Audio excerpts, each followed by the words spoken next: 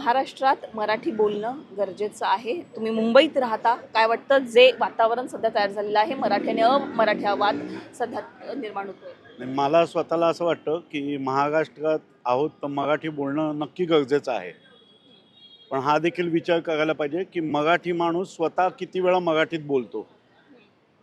टॅक्सीवाल्याला बोलताना थांबवलं की आपण विचारतो बायकाला चलोगे. आणि बँकांमध्ये सुद्धा आपण जातो, बँक ऑफ महाराष्ट्र असं नाव असलेल्या बँकेत सुद्धा मराठी वापरलं जात नाही. आणि जर महाराष्ट्रात आपण जर मराठी बोलणार नसू तर मग कुठे बोलणार आहोत आपण?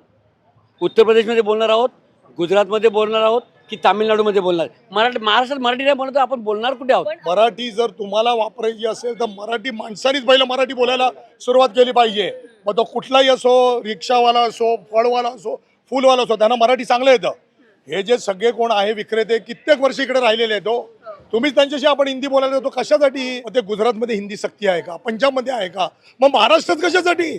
एका चाळीमध्ये एका गुजरातीची खोली असेल तर 5 वर्षांनी बाजूची खोली त्याचा भाऊ घेतो. आणि एखाद्या मराठी माणसाची खोली असेल तर 2 भाऊ भांडून 5 वर्षांनी ती खोली विकून डोंबिवली अंबरनाथ तिकडे जातात. तुम्ही तुमच्या राहणीमानाचा दर्जा उंचावण्याचा प्रयत्न करा. 2 भाऊ भांडण्यापेक्षा असा विचार करा की एकत्र येऊन मी जसे राजसाहेब आणि उद्धव साहेब एकत्र आले तसं मराठी भावांनी सुद्धा एकत्र येऊन 4 चांगल्या गोष्टी करता येऊ शकतील की.